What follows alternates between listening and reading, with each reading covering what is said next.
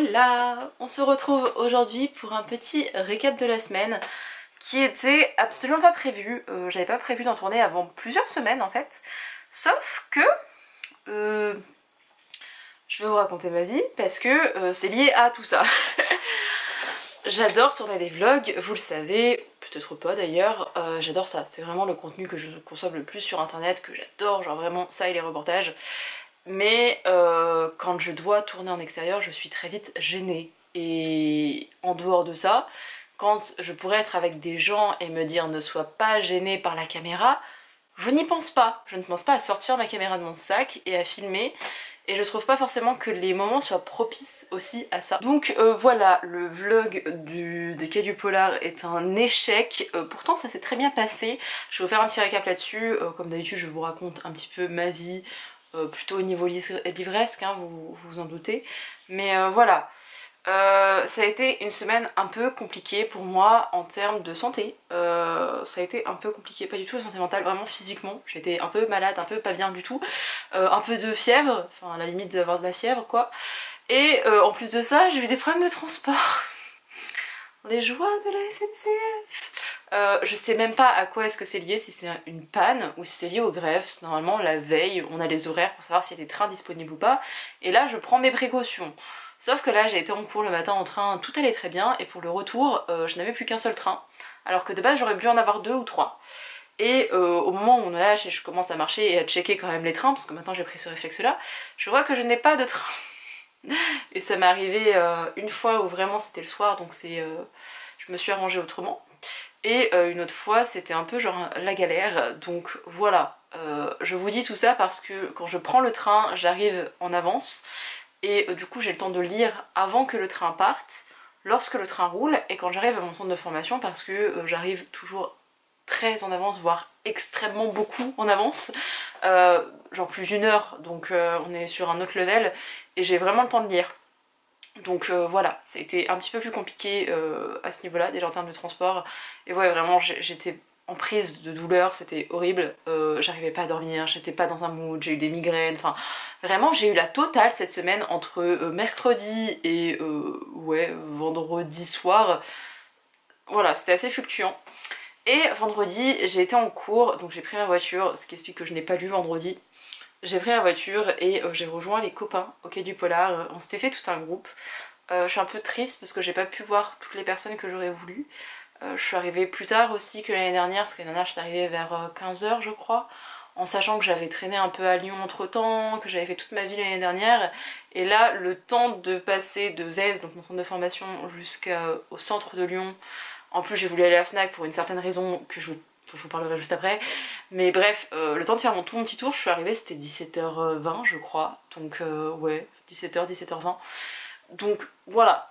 Mais c'était cool, on s'est retrouvés avec les copains. J'ai fait un petit tour du salon. J'avais pas spécialement prévu de faire des dédicaces. En fait la seule autrice que j'aurais vraiment voulu voir c'est Louise May parce que j'aime beaucoup ce qu'elle fait. Mais c'est vrai que comme j'ai pas aimé son dernier roman, peut-être que je me suis pas donné assez de...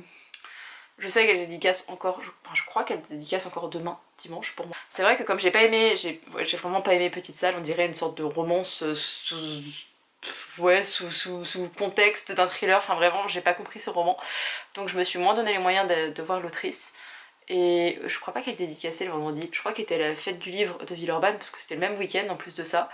Je voulais aller à la fête du livre de Villeurbanne sauf que j'étais morte, genre vraiment aujourd'hui je me suis reposée, ça m'a fait beaucoup de bien. Mais j'ai pas forcément la foi de me dire reprends ta voiture, traverse tout Lyon, va jusqu'à Villeurbanne. Parce que mon objectif pour la fête du livre de Villeurbanne c'est juste de voir Michael Brun-Arnaud, qui est l'auteur de Mémoire de la forêt, qui est une saga que j'aime beaucoup. Mais je me dis j'aurai d'autres occasions de le voir et si jamais je le vois jamais dans ma vie, c'est pas grave, vous voyez, c'est pas genre mon auteur chouchou à qui il faut que je dise au combien je l'aime. Voilà, c'est juste, c'est un acte manqué. Et c'est pas grave, c'est pas la fin du monde. Et voilà, du coup comme j'étais pas forcément là pour les dédicaces, pour les Quais du Polar, comme l'année dernière, j'ai fait un petit tour de salon. Et j'ai été déçue par un seul truc, mais du coup c'est l'événement marquant de mon salon. C'est que comme il y avait l'autrice Bora Chang, qui est celle qui a écrit Lapin maudit, je me suis dit oh trop bien, il va y avoir des représentants de Matin Calme et il va y avoir plein de livres de Matin Calme, en tout cas au moins une petite dizaine quoi.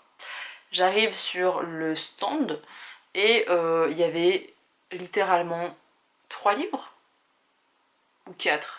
Non, je crois qu'il n'y en avait que 3 de Matin Calme, qui étaient même pas en plus leur grosse parution, ou voilà, j'ai pas trop compris.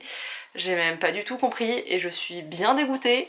J'avais vraiment prévu de dépenser de l'argent en fait sur le stand et de vraiment me faire plaisir et finalement ça m'a... Ouais, ça m'a un peu refroidi.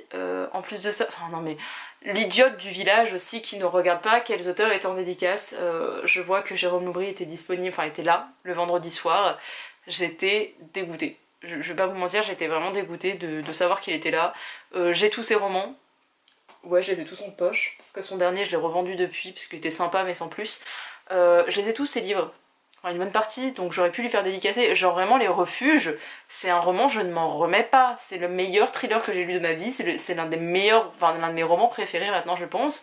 C'est un tel... Enfin, je suis tellement admirative en fait de son procédé d'écriture, de ce qu'il a réussi à créer, qui est assez simple en soi et logique, mais vraiment la façon dont ça s'embrique et tout, j'avais besoin de lui dire ô combien j'aimais, mais je me serais sentie conne d'arriver sans le bouquin et je voulais pas le racheter alors que je l'avais déjà. Il y avait plein de gens en fait que j'aurais pu voir en dédicace, mais j'ai pas forcément...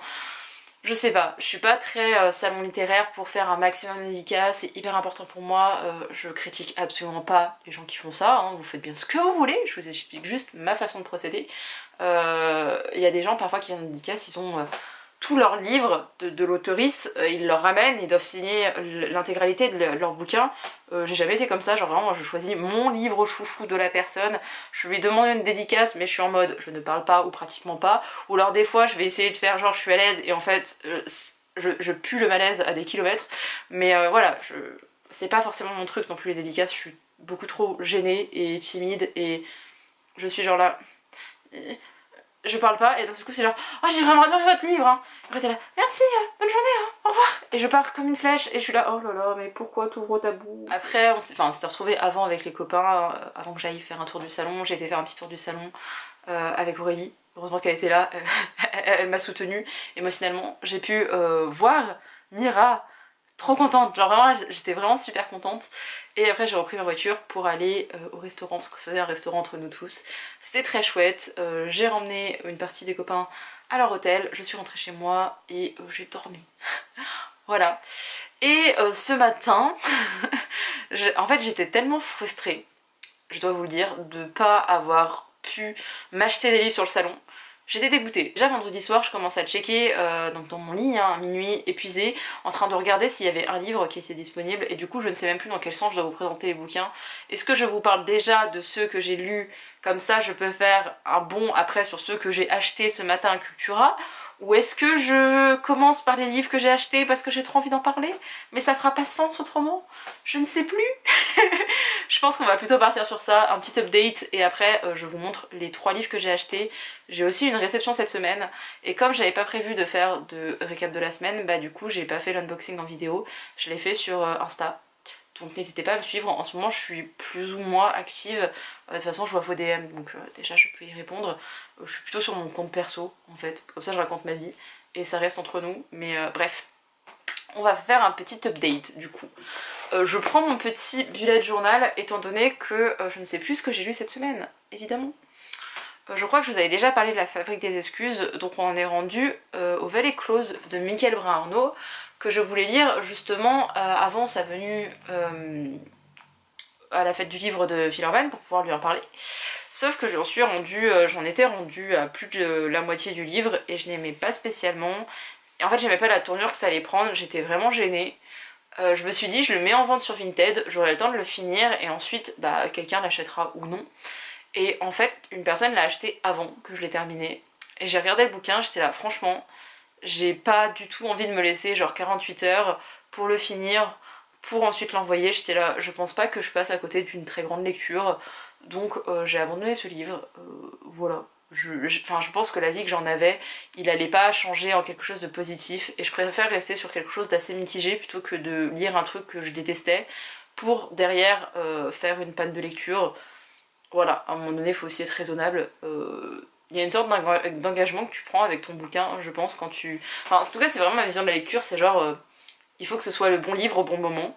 Et là je sentais que c'était genre le bon livre au bon moment, juste ce livre ça le faisait pas avec moi, et c'est complètement ok, c'est pas grave, mais voilà. Il y a des livres où parfois ça le fait pas trop, mais je laisse une chance parce que j'ai espoir, parce que ça enfin c'est assez contemplatif, surtout pour les bouquins japonais où ça fait ça, où c'est assez contemplatif, et je sais que c'est juste que j'avais des attentes trop hautes ou que je m'attendais à autre chose. Parfois ça prend juste une direction différente que ce qu'avait imaginé mon imaginaire, on va dire ça comme ça.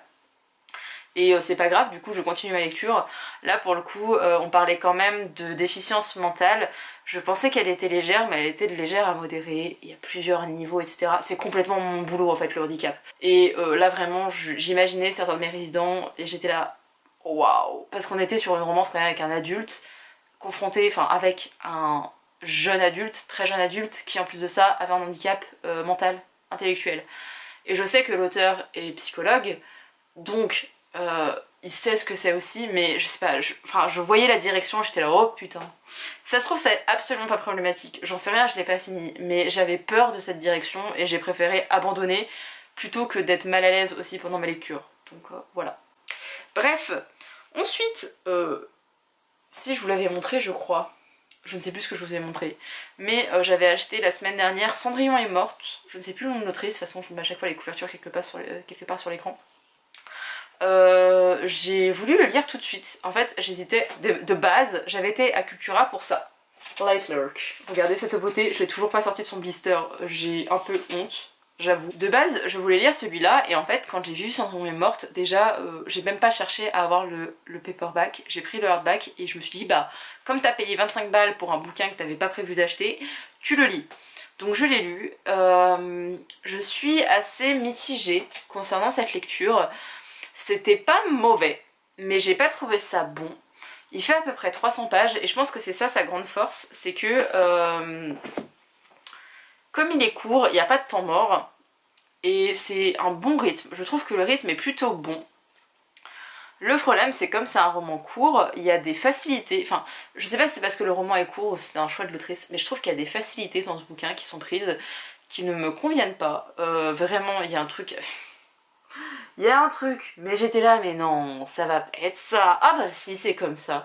Vous savez, genre le personnage qui d'un seul coup change de comportement, je parle pas de l'héroïne, hein, d'un personnage qui change d'un seul coup de comportement, qui a un discours complètement mais lunaire, parce que c'est plus facile pour avancer dans l'histoire de lui faire avoir ce comportement-là, même si c'est absolument pas réaliste. Allez, on s'en fout. Vraiment, j'étais là, mais non, mais non, mais non. Ça m'a rendu dingue. Ça m'a rendu vraiment dingue. En gros, dans Cendrillon est morte, c'est un roman, c'est une réécriture de conte. On suit une jeune fille qui s'appelle Sophia, qui évolue du coup dans cet univers où tout tourne autour du conte de Cendrillon, mais pas le vrai conte de Cendrillon. Le conte de Cendrillon qui a été enjolivé pour qu'il corresponde complètement à cette société patriarcale qui est la nôtre, et qui est aussi le cas dans cet univers. C'est-à-dire que les femmes, elles doivent se rendre à un bal, elles ont 3 chances d'aller à ce bal, enfin, elles ont 3 années pour se rendre à ce bal afin d'être mariées. Donc, quand elles ont 18 ans, je crois que c'est ça, 17 ans, enfin bref, dans ces eaux-là, fin d'adolescence, début de la vie d'adulte, début de la majorité plutôt, elles se rendent à ce bal pour espérer trouver leur mari qui vont les choisir. Voilà, les hommes sont globalement de gros connards et les femmes vont tout faire, enfin les jeunes filles, les parents des jeunes filles vont tout faire pour que leur fille soit la plus belle possible, qu'elle ait la plus belle robe, qu'elle ait les meilleurs parfums, les meilleurs machins. Il y a même des espèces de nectar qui circulent en mode oui c'est une potion magique, tu vas être la future Cendrillon. En fait c'est un petit peu ça le délire, c'est pour ça qu'il y a un bal et que c'est Cendrillon est morte. C'est qu'il y a ce délire là de oh là là, sois comme Cendrillon, rends-toi au bal pour trouver ton prince charmant, oh là là, mon dieu, que c'est romantique. Non. Bref, les hommes sont globalement tous des cons, donc quel est l'intérêt de se marier? La particularité de notre héroïne, c'est que Sophia, elle sort avec Erin, ses parents sont complètement au courant, sa mère a un peu du mal à l'accepter dans le sens où pour elle c'est une passade. Et de toute façon c'est genre ouais, elle sort avec cette fille, fais-le discrètement parce que c'est quand même censuré dans cette société là. Mais quoi qu'il arrive, de toute façon après tu vas te rendre balle, tu vas te marier à un homme, fin de l'histoire. Erin, elle est plus dans ce truc de ce qu'on fait c'est mal, oui je t'aime mais on va se marier, il faut que tu acceptes la réalité. Là où Sophia est là, non c'est pas vrai, je ne veux pas, je suis une révolutionnaire, c'est pas normal qu'on doive se marier à une personne qu'on n'aime pas, c'est pas normal d'être choisie, pourquoi est-ce qu'une femme est inférieure à un homme. Et du coup j'étais là, oui vas-y ma grande, vas-y. Le côté romance FF, pour le côté avec Erin j'étais là, oh on est, enfin vraiment on rentre dans l'histoire, c'est un truc comme ça déjà, donc j'étais un peu surprise que ce soit aussi direct. Il y a d'autres personnages qui vont intervenir et la romance ne se concentre pas sur ces deux femmes là. Il y a Sophia mais avec une autre femme. Pour cet aspect là j'ai trouvé ça bien mais en même temps c'est très rapide. Le rapprochement il est presque direct et c'était un peu genre encore une fois un peu trop de facilité. Je ne sais pas si c'est à cause de la longueur du bouquin parce que vraiment il est trop petit ou si c'est parce que je ne sais pas, un choix de l'autrice aussi, hein, ça peut clairement être le cas. J'avais beaucoup de copines lesbiennes qui avaient adoré ce livre et je ne comprends vraiment pas pourquoi. Genre vraiment c'était des coups de cœur, des trucs mais incroyables, ça fait des années, mais vraiment des années, au moins 4 ans je crois que je le vois circuler. Ça se trouve il est sorti depuis 2 ans et je dis n'importe quoi. Mais vraiment j'ai le souvenir de tout le monde veut le lire en anglais, tout le monde le lit, tout le monde l'adore. Et ben moi non, c'était pas le pire livre que j'ai lu, hein, loin de là, parce que je l'ai lu assez rapidement, donc c'est un côté quand même page turner. Mais ouais, trop de facilité, trop de trucs, enfin c'est pareil. À un moment donné, au début de l'histoire, elle commence à rencontrer un mec, j'étais là, oh non, ça va prendre cette direction, et en même temps j'étais là, oh là là, ça va peut-être partir sur un truc un peu hétéro, et du coup on va vouloir, enfin genre elle va renverser le système, je m'étais imaginé un truc, mais rien à voir, on est vraiment dans une grosse réécriture de conte quoi. Pour ça par contre j'ai bien aimé, mais pareil, on aborde plein de personnages, on les voit un peu comme ça, et ce truc de... Quand tu ouvres une boucle, faut la fermer. Dans un roman, c'est le principe. Hein. Mais vraiment, ce genre de fermeture de boucle, non, enfin, non, j'ai pas compris. Vraiment, ça m'a... C'était pas... J'en parle très négativement parce que c'était pas horrible à lire, encore une fois. Je crois que j'ai mis 2,5 sur 5. Oui, c'est la moyenne, mais... En fait, il y avait tellement un gros potentiel, et c'est genre la déception, parce que ça aurait pu être 1000 fois mieux. C'est plutôt ça. Je vous avoue que je me suis mise à culpabiliser parce que j'avais acheté des livres en dehors d'un budget que je me fais d'habitude. Vraiment, mais mon cerveau, et voilà. Et je me suis dit, bah je vais lire tous les livres que j'ai achetés. Donc vous voyez, il me manque Leclerc à lire encore, mais j'ai lu Le Fils de Taïwan, le tome 1, parce que forcément, c'est quand je suis passée à la caisse que j'ai vu que c'était un tome 1 sur 4. Récemment, ça doit faire une bonne année, ouais quand même. J'ai vraiment découvert Taïwan. Alors pour moi Taïwan c'était une île qui appartenait à la Chine. Après je crois pas que ça appartienne vraiment à la Chine, mais il doit y avoir un truc comme ça. Il y a plus ou moins un truc comme ça. Mais je connaissais très peu de choses sur l'histoire de l'île. Du coup j'ai été me renseigner et je me suis découverte une passion en fait pour Taïwan. Genre vraiment... Avant j'étais là oui je vais aller au Japon, et après j'ai fait oui je vais faire Corée-Japon, et après je me suis dit ah j'aimerais bien faire le Vietnam, et là en ce moment c'est genre Pauline va à Taïwan, genre vraiment c'est ma destination de rêve. Dernièrement j'ai vu plein de gens qui y allaient aussi, donc je suis là, je suis jalouse, les prix des vols vont augmenter à cause de cette hype, et c'est bien pour l'île parce que pour leur économie quoi, mais moi je suis dégoûtée. Bref, je m'intéresse beaucoup à cette île, je me fascine un peu plus. En fait, plus j'en apprends sur cette île, sur ses coutumes, sur son histoire, plus j'ai envie d'en apprendre et plus j'ai envie d'aller là-bas et de découvrir. Vraiment, ça m'a fait la même chose avec la Corée. Je prends la même direction en fait avec Taïwan. Donc voilà. Ce livre, c'est les libraires de la librairie Le Phénix qui l'avaient recommandé. Il y a beaucoup de textes. Alors, ils s'appellent pas ça un manga, mais j'arrive pas à retrouver le nom exact du truc. Voilà. Vous pouvez croire qu'il est pas très dense parce qu'il n'y a pas beaucoup de dialogue, mais il y a beaucoup de gros passages en fait, de grosses explications, parce que tout le monde ne connaît pas Taïwan, et je vous avoue que je ne connais pas tout, enfin je connaissais pas tous les éléments de Taïwan, et on revient sur son histoire un peu plus moderne avec qu'est-ce qui s'est passé après la colonisation japonaise, et comment a évolué cette société. Et en plus de ça, on voit les motivations de l'illustrateur, de l'auteur, surtout de l'auteur et après de l'illustrateur, sur pourquoi est-ce qu'ils ont écrit ce bouquin qui parle d'un homme qui a vraiment existé, d'une personne qu'ils ont rencontrée dans leur vie et dont ils ont voulu illustrer la vie avec cet ouvrage. C'est C'était hyper intéressant. J'ai pas eu de coup de cœur, mais je l'ai gardé. Genre vraiment, je l'ai rangé déjà dans les bibliothèques parce que j'ai adoré découvrir une autre version de Taïwan. Des choses qu'on n'entend pas forcément beaucoup parler. Bah, alors maintenant, Taïwan c'est un peu plus pointé du doigt parce que la Chine les menace. Mais avant, il y a 2 ans de ça à peu près, on savait pas beaucoup de choses, donc c'était... Pour ça, c'était hyper intéressant. Et de suivre ce personnage, ce jeune homme qui est bon, enfin, qui est doué pour les études, et qui va voir son destin être à chaque fois dévié. Franchement, c'était hyper intéressant. Là, on se concentre sur... je sais plus en quelle année on est exactement.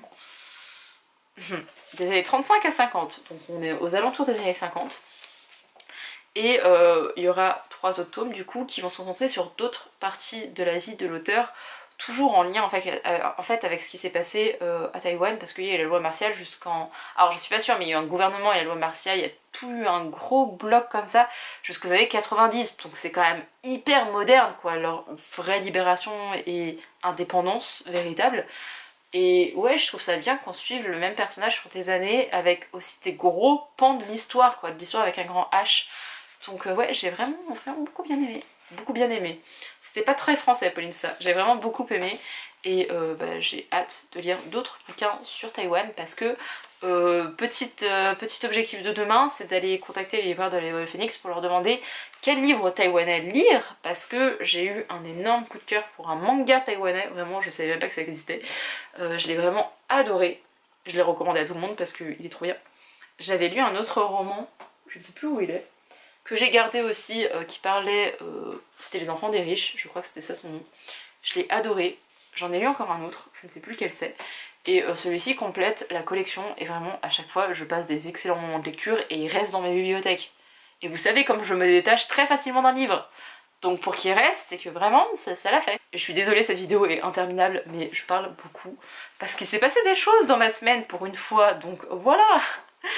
J'ai aussi... en fait, j'ai terminé quel livre ? Je ne sais plus, mais j'avais envie de me diriger vers un truc beaucoup plus léger qui est ma lecture en cours. Alors les gars, il me reste très exactement... Oh non, il me reste quand même pas mal. Il me reste quand même 60 pages à lire. C'est pas énorme, mais bref. J'ai été dans une petite romance, j'ai lu Le Soleil, enfin je suis en train de lire Le Soleil de minuit, la partie 1 de Lily Blabla. C'est pour ça qu'après je pourrais faire le lien parce que j'ai acheté le tome 2. Ce livre, j'avais vu passer sur le compte TikTok d'une française, enfin du BookTok du coup d'une française, je ne sais plus son nom, je l'oublie à chaque fois. Si jamais j'y pense, ce sera en barre d'informations, mais je vous promets rien parce que je rate très souvent son pseudo. Et elle avait dit qu'elle l'avait adoré, qu'il y avait eu 2 tomes, c'était trop bien machin. Et j'avais jamais suivi ses conseils, je me suis dit bah écoute, achète-le, lis-le, découvre-le. Et je vous avoue que je suis agréablement surprise. C'est pas un coup de cœur, c'est pas une excellente lecture, le meilleur livre de ma vie, etc. Pas du tout. Je sais pas si c'est parce que j'avais pas lu de romance depuis très longtemps. Surtout que là, dernièrement, j'ai pas lu même des bouquins. Si Cendrillon est morte, oui, ok, il y a une romance dans un univers de fantasy. Mais ça faisait quand même un bail que j'avais pas lu de romance pure, ou alors d'univers quand même très centré sur la romance. Je sais pas si c'est lié à ça, ou si c'est juste que l'histoire m'a convaincue. Mais j'ai bouffé ce livre. J'ai bouffé ce livre au point que en même pas 2 heures de temps, j'avais lu presque... Mais même pas 2 heures de temps, en 1h15, je crois, j'avais lu presque 200 pages de ce bouquin. Vraiment, c'était lunaire, c'était mardi, vraiment je me souviens même du contexte les gars. C'était mardi, je l'avais lu dans le train. Je l'avais lu en attendant qu'il démarre. Quand il a démarré, et je me souviens, je l'avais lu en marchant. Et ça faisait longtemps que genre j'avais pas ressenti ce besoin de lire à tout prix. Genre vraiment j'ai failli me prendre un arbre, je passais à ça de l'arbre parce que je savais qu'il y avait un arbre devant moi, mais j'ai mal évalué la distance parce que j'étais à fond dans ma romance et c'était trop bien. Donc voilà, c'est vraiment le... C'est pas un coup de cœur encore une fois, je vais le mettre après en vente sur Vinted très certainement, mais j'ai passé un super bon... Enfin je passe, parce que c'est pas fini, je passe un très bon moment de lecture et je vous ai pas fait de résumé encore une fois. Ici on suit d'un côté Aaron et de l'autre côté Milan. C'est ça, Milan. Milan, elle est assise sur une valise, elle est en train de pleurer. Oui c'est ça, elle est en train de pleurer. Et après elle va se mettre à chanter. Lunaire le truc. Et de l'autre côté on a Aaron qui est un arrêt de bus et il attend son pote qui n'arrive pas. C'est vraiment les premières pages, donc je vous spoil pas grand chose. Et quand il va l'entendre chanter, en fait au début il va se dire mais qu'est-ce qu'elle a celle-là, et il va aller la voir. Il l'a déjà entendu pleurer en amont, mais il n'avait pas spécialement envie de s'intéresser à elle. Mais là il va aller s'intéresser à elle, ils vont commencer à discuter, ils vont se découvrir l'un l'autre. Et la particularité de la romance, c'est que ça se passe entre 16h20 et minuit, parce qu'à minuit elle doit faire ce que... C'est pas du tout un remake de Cendrillon pour le coup. Mais bref, à minuit ils seront séparés. Ça reste quelque chose de contemporain, c'est pas du tout du fantastique en mode elle va disparaître, non c'est pas de la magie hein, mais voilà, j'ai pas trop envie de vous en dire plus. C'est le genre de récit que j'adore écrire. J'adore écrire des romances où ça se passe dans un laps de temps très court. Très très court quand il s'agit d'heures, ou alors court quand il s'agit d'une semaine. J'adore écrire ce genre d'histoire, genre vraiment, c'est ma vie, j'adore ce côté page turner, parce que même quand tu écris, genre vraiment mes doigts écrivent tout seuls et c'est genre magique quand c'est ce flux créatif qui te prend. Et je trouve que ça le fait plus, en tout cas pour moi, quand j'écris des romans qui se passent dans un laps de temps très court. Le problème c'est quand je lis de ce genre de romans, c'est que je n'y crois pas, c'est que je ne suis pas happée par l'histoire, c'est parce que je trouve ça toujours surréaliste et je m'y retrouve jamais. Là, je trouve ça un peu rapide dans le fait qu'il commence déjà à développer des sentiments, mais en même temps, je trouve qu'ils évoluent bien. Et j'aime le fait que les deux personnages, ce soit pas juste les deux personnages, mais que Aaron, il ait des amis qui gravitent autour de lui, déjà physiquement et même émotionnellement, genre qu'ils aient tous les deux des vraies histoires, comme les vrais gens de la vraie vie, où tu n'es pas complètement isolé et que tu peux pas rentrer dans une relation en mode relation toxique et exclusive et tout ça. Et à chaque fois, c'est ce que je reproche aux romances où parfois ils ont plein de potes, hein, puis du moment où ils se mettent en couple, il n'y a plus personne. En France, c'est pas comme ça que ça se passe, et je suis navrée. Et il y a aussi des thématiques qui sont abordées dedans que j'ai beaucoup aimées. Dont une maladie, plutôt particularité slash handicap, pour le moment qui est assez survolé mais qui est quand même bien présent, et d'autres thématiques un peu plus familiales et sociétales, enfin sociétales, liées au familial encore une fois, qui est bien. Ça reste une romance pour moi tout public, genre vraiment si une... Vraiment, il y a des gamines qui lui se captivent à 13 ans. Bah, lisez plutôt Le Soleil de minuit, c'est mignonnet, c'est bien foutu, il y a des vrais sujets dedans. Vraiment, c'était très très chouette. Et c'est pour ça que j'ai été à la Fnac, en fait, avant les Cahiers du Polar, parce que je voulais m'acheter le tome 2. Alors, je ne sais pas dans quel sens ils se mettent, mais techniquement, ça se complète. Je crois que c'est comme ça qu'il faut les mettre. Oui, c'est ça. Regardez, c'est l'arbre qui complète la couverture. Waouh. Bref. Il était censé être disponible à la Fnac, je l'ai cherché, je ne le trouvais pas. J'ai dû demander à un monsieur qui ne l'a pas trouvé. Du coup il a demandé à son collègue qui ne l'a pas trouvé. Il a été même en réserve et il n'y était plus alors que techniquement il aurait dû en avoir 4. Donc j'étais dégoûtée. C'est pour ça que ce matin j'étais à Cultura et lui est plus gros. Ouais, il fait même 100 pages de plus quand même. Mais bref. En fait je ne pouvais pas finir ce livre en sachant que je n'aurais pas le tome 2 à portée de main. Je pense pas que ça va se finir en vrai cliffhanger parce que je me suis déjà spoilé en lisant un petit peu le début du résumé du tome 2, mais j'avais besoin de l'avoir à portée de main parce que clairement je pense pas enchaîner les 2 tomes, surtout que je vais vous montrer une autre romance que je me suis achetée, mais j'avais besoin de l'avoir avec moi parce que il va sûrement y passer en avril. Je sais, enfin vous allez voir plutôt que j'ai fait une palle pour le mois d'avril que je ne respecte absolument pas pour le moment, mais les livres que j'avais mis dans ma palle, j'ai très envie de les lire. Mais bref, genre ça, c'était pas prévu que je le lise ou que j'aime autant. Si, je crois que j'avais prévu de le lire. Je ne sais plus ce que j'avais prévu de lire en ce moment, mais il va y passer bientôt parce que je veux pas faire traîner, genre vraiment les romances, je fais pas traîner les tomes, ça sert à rien, donc voilà. Un très long avis, mais si vous connaissez pas spécialement la romance, ou si vous aimez les trucs qui vont assez rapidement mais qui sont assez... Enfin, vraiment c'est vraiment réaliste, hein. C'était sympa. Vraiment c'est une chouette lecture. Ça fait un peu entre du young adult et de la romance, vous voyez. D'ailleurs je comprends pas trop le choix éditorial de Hugo parce que ça ressemble pas à ce qu'ils font d'habitude, mais vraiment je suis vraiment contente. Donc très contente d'avoir acheté aussi ce tome 2. C'est la parfaite transition du coup pour vous parler des autres livres que j'ai achetés. Alors j'arrive à Cultura ce matin. Complètement la tête dans le cul, hein, complètement blasée d'être sortie de chez moi, mais heureuse d'aller à Cultura. J'arrive et je vois ceci. Et je sais pas si la hype en France elle est déjà arrivée ou pas à l'heure où vous verrez cette vidéo, mais moi ce livre de Lucy Score, Donc c'est ces choses qu'on n'oublie pas. Ce livre, je l'ai vu passer un demi-million de fois sur le BookTok US. Le BookTok US de recommandation de livres asiatiques, c'est à chier. C'est pas à chier parce que j'ai découvert Kitchen et il était très bien ce livre. Mais à chaque fois, enfin depuis genre 3-4 mois que j'essaye de lire tous le bouquin hypé asiatique sur BookTok US, je suis déçue. J'essaye, je donne à chaque fois des chances au livre, je m'en suis encore acheté un. J'essaye mais ça ne le fait pas. Par contre le BookTok US de romance et de... ouais vraiment de romance dans mon cas, ça le fait grave avec moi. Genre vraiment, les 7 marines d'Evelyn Hugo, je l'ai découvert grâce à Nadège et grâce à BookTok US. Et après en France ça a été une hype pas possible alors que moi j'avais dû avoir la couverture dégueulasse, la première couverture qu'ils avaient fait en français. J'aime ce genre de BookTok US là et toutes les romances, enfin genre même The Love Hypothesis, que je sais très mal prononcer, je l'ai adoré. C'était une hype sans nom, j'étais là, je vais être déçue. C'est ma deuxième romance préférée, genre vraiment ils sont coude à coude entre The Kiss Quotient et celui-ci, donc vraiment c'est The Romance. D'ailleurs il y a un autre livre de l'autrice qui sort le mois prochain et je suis comme une folle, du coup je parle beaucoup trop vite. Mais bref, ce livre je l'ai beaucoup trop vu passer dans cette magnifique couverture qu'ils ont conservée et je suis un gros mouton, mais que voulez-vous? J'ai relu vite fait le résumé tout à l'heure, je ne savais même plus de quoi ça parlait, j'étais là... il coûte quand même 20 € quoi, 19,95 ça fait 20 €, j'étais là...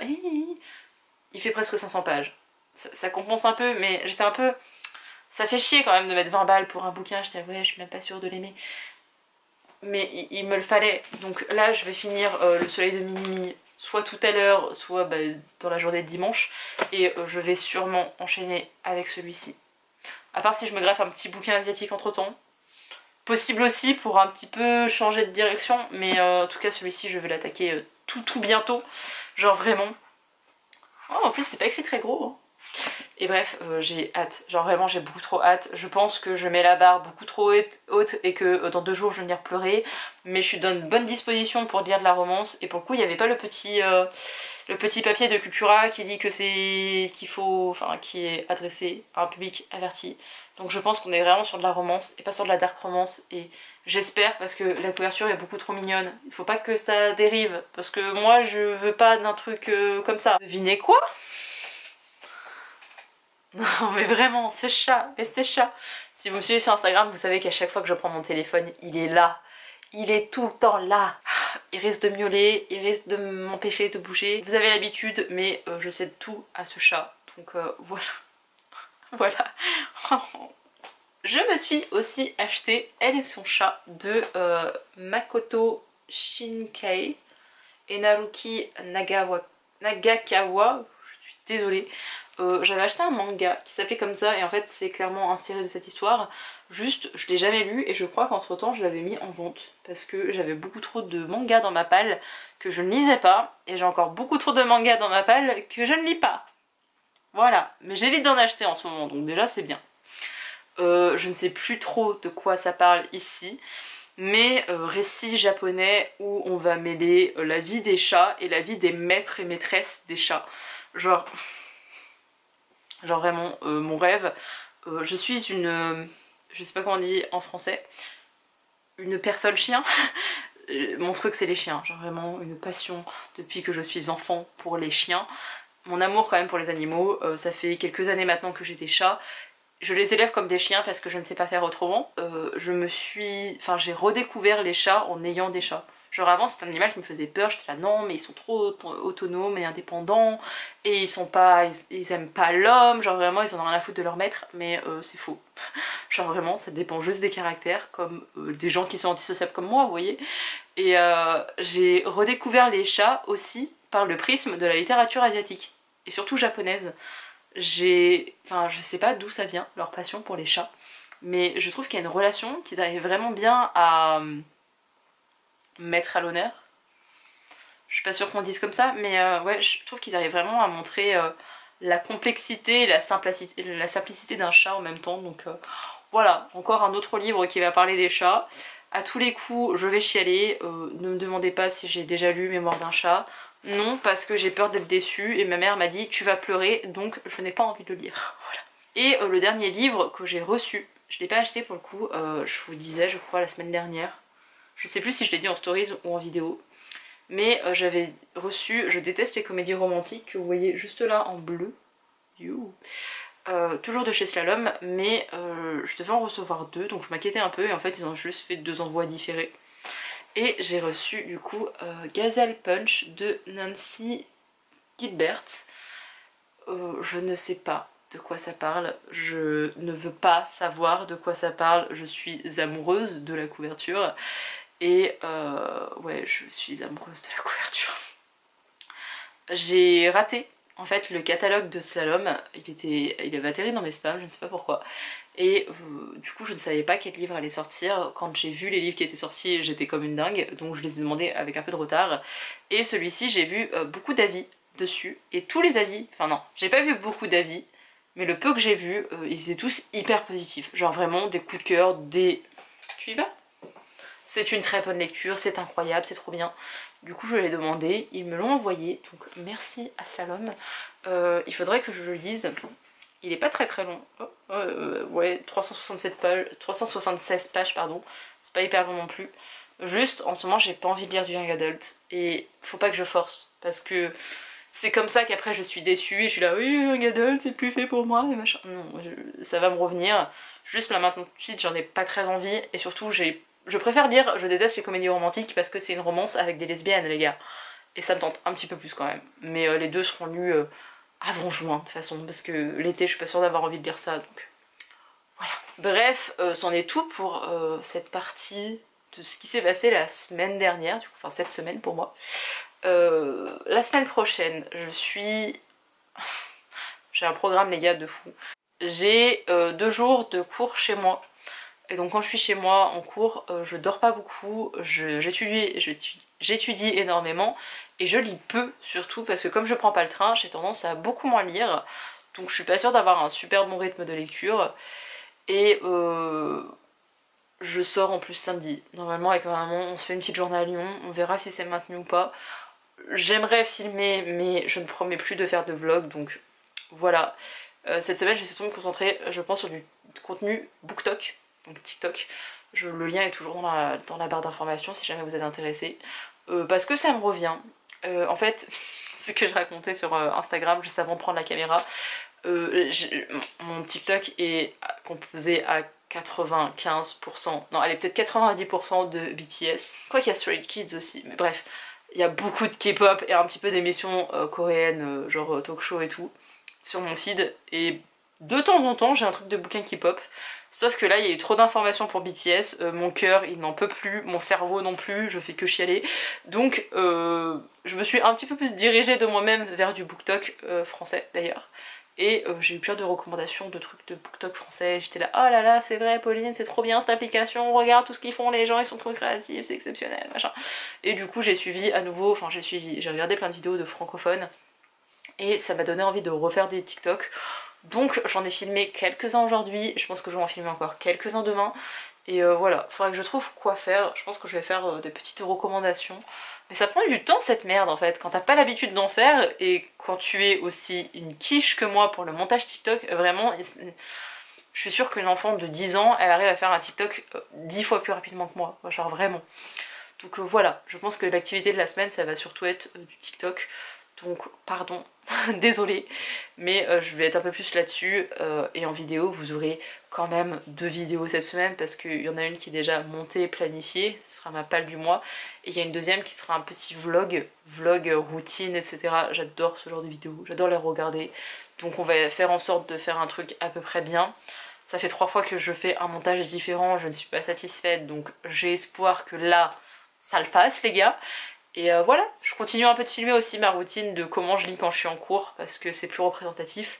Et si vous voulez vraiment savoir combien de pages je lis par semaine, pour le coup ça se passe tout sur TikTok et un peu sur Instagram parce que je fais un update tous les jours. Soit qui est en direct avec Instagram, soit qui est en différé d'une semaine sur TikTok. Mais voilà, sur ce je vous laisse. J'espère que vous avez passé une bonne semaine, que vous avez fait de belles lectures. J'espère que les bouquins que je vous ai présentés vont donner envie. Genre vraiment le fils de Taïwan, vraiment la littérature asiatique, de toute façon les gars, pourquoi vous n'avez pas encore cédé? Genre vraiment, pourquoi? C'est trop bien. Bref, je vous laisse et je vous dis à bientôt pour une prochaine vidéo. Bye!